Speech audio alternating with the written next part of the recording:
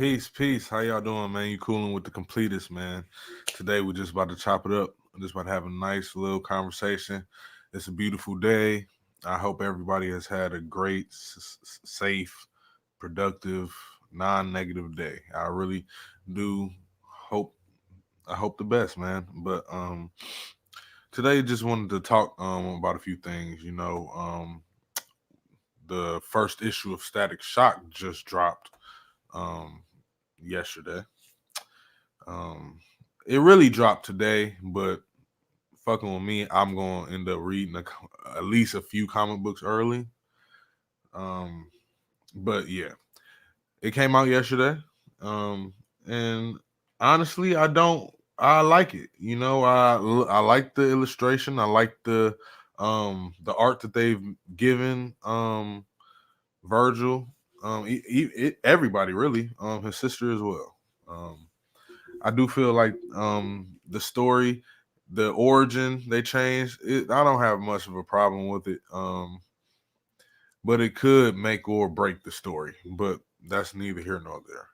Um, it's either way, beautiful day outside, man. I'm glad that anybody that's tuning in today, man, we have a little to discuss. I'm not gonna hold anybody. Um, but Lord of the Rings, I announced in my Facebook group, the comic and anime game film completist. The Lord of the Rings will be dropping a sequel film to the previous saga of Lord of the Rings, and it's called The War of Rohirrim. Sorry, don't hold me to that.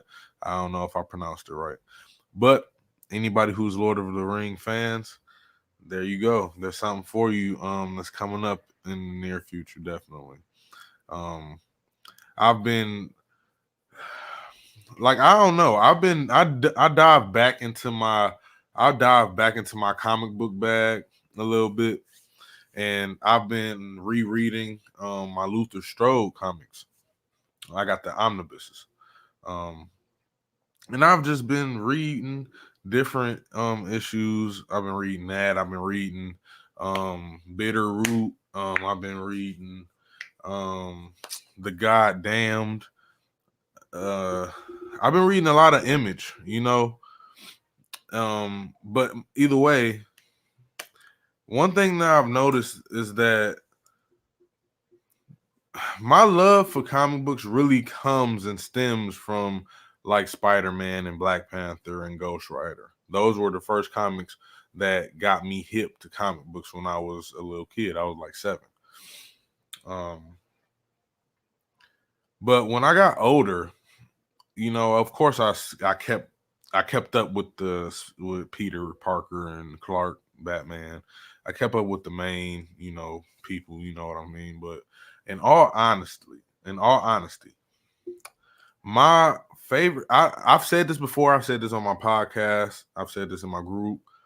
Um, but I love independent and non-mainstream comic book companies. They just don't have no problem with taking risks.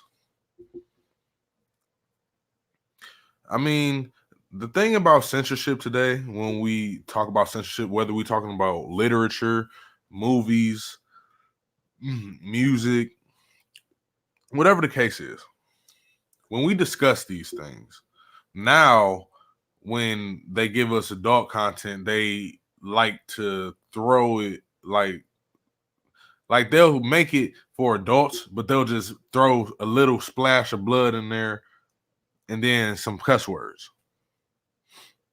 And then when they give us stuff for kids, they'll give us a little bit of violence and throw some cuss words in there. Like it's not really no difference between things that's for adults now and things that's for teenagers and for kids that's younger than us. Except for like music and things like that when they of course are saying things really explicit.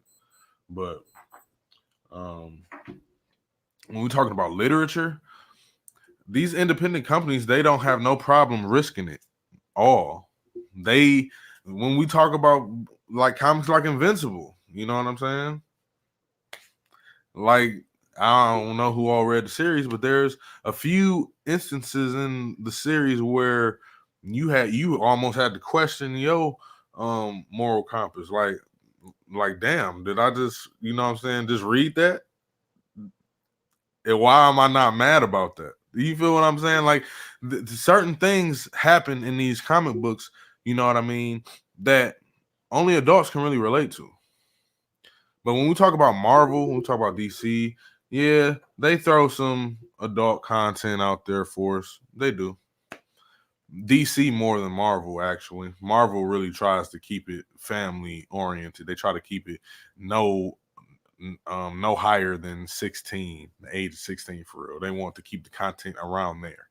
They don't want it to be outrageous. They don't want no blood. They don't want heli cussing. They just, you know, they just want it to be good, wholesome family entertainment, which you can't be mad at, especially since they are owned by Disney now. So I mean, you really can't be mad at that.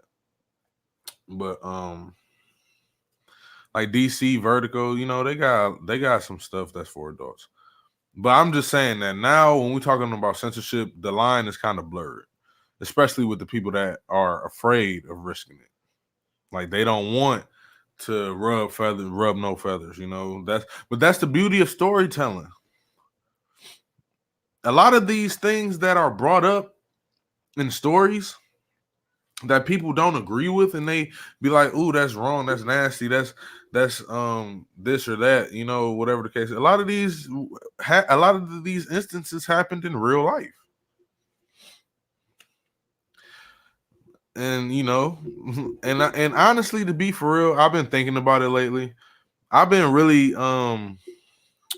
trying to cater to people when it comes to not spoiling content and stories for them. I am going to be a little bit less strict about that. I'm going to start really giving more of my takes on specific situations in comic books because I feel like y'all deserve it. I'm sure the ones that follow me follow it a little bit and know what I'll be talking about. And even if you don't know what I'm talking about, that will make you want to read the story. And I think that I'm going to start doing that. But yeah, back to this. Star Girl season 2. They just gave us a teaser. They going to be showing us Green Lantern's daughter. They showed her in the season 2 trailer that's coming out. Definitely gonna be looking forward to that.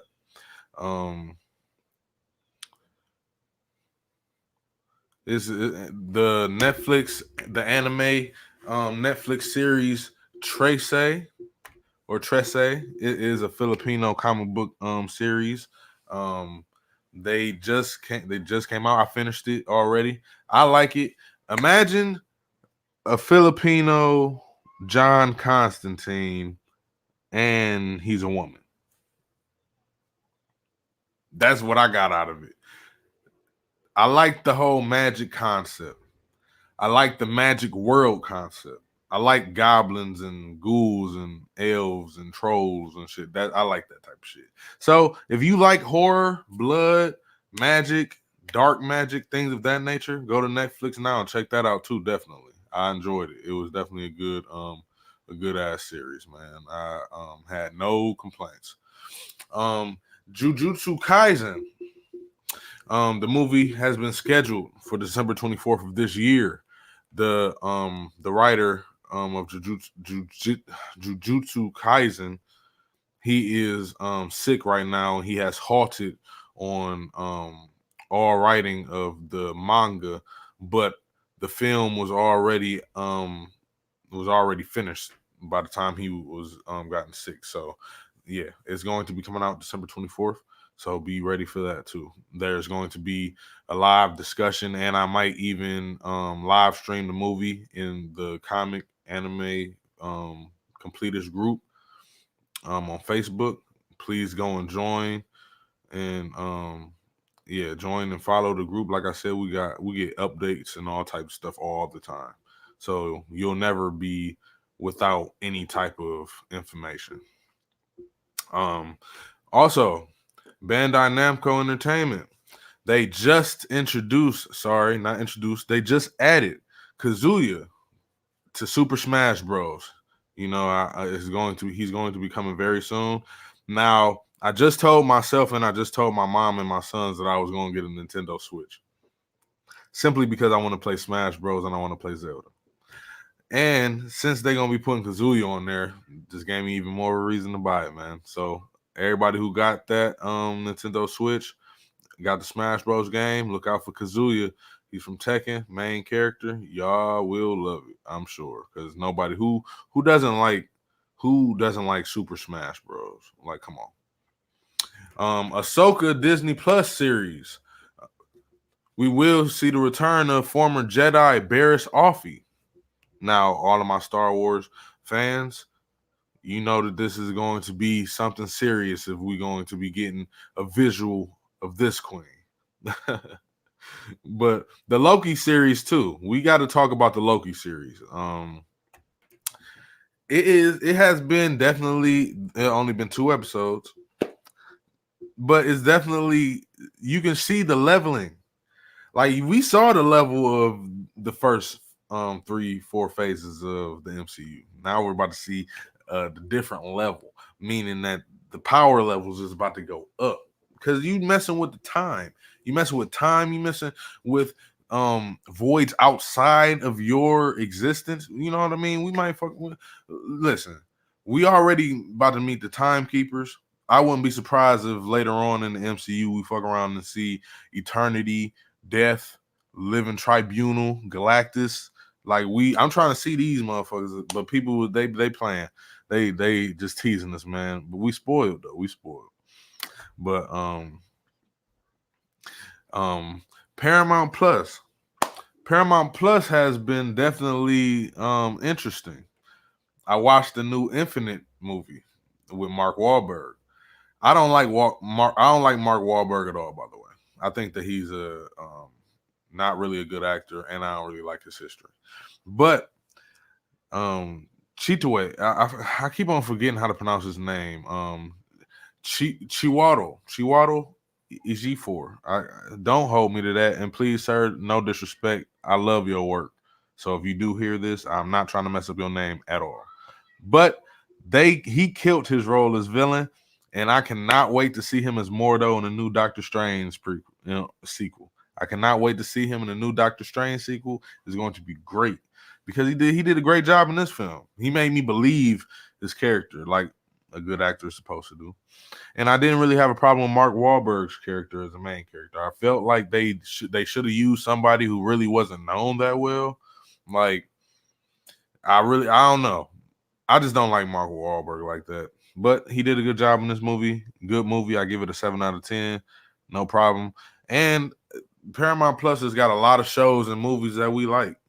I mean, just go ahead and get it. It ain't for everybody, but a person like me, I fucks with it all. So I gotta check it out. You know what I mean? I had to check it out. Robbie Amell and Stephen Amell returning for Code 8 sequel on Netflix. That is going to be interesting too, because the first movie was okay. I didn't have a problem with it, but I didn't think that they would come out with a sequel though. I honestly didn't think that they had the numbers in the profit to make a sequel, but they making a sequel, so we're gonna see what that's hitting for, man. Definitely. Jurassic World season 3 just dropped. It's on Netflix. I love that show. It's a great animation. It's a kid show really, but it gives us insight on Jurassic World and a lot of different dinosaurs and different dinosaurs being created. You know what I mean? Basically taking you all throughout Jurassic World on a great adventure. You know what I'm saying? As through a child's eyes. Great show. Go check it out. I told y'all about Wish Dragon on Netflix. It was real funny. It was funnier than I expected it to be. I honestly laughed way harder than I should have. But it had some good martial arts elements. Great animation. It was very sharp. And it had a good message. Definitely had a good message. Imagine watching Aladdin mixed with like yeah. Think about Aladdin mixed with Netza. Netza. You know what I'm saying? Netza is a martial arts film animation that's on Netflix too. The sequel was on there, Netza Reborn. Watch both of them. Both of them are great. But yeah, imagine Aladdin and Netza mixed into one, and then you got Wish Dragon. It's great though. It's a cute movie, man. I enjoyed it. My sons loved it too. But I think that took up enough of y'all time, though, man. We could definitely talk about this some more later. We're gonna do this, man. But thank y'all for tuning in with me, man. Just I really appreciate it. Um, I enjoy doing this a lot. But please be safe. Have a productive day. Love yourself. Love your family. Peace. Ashe.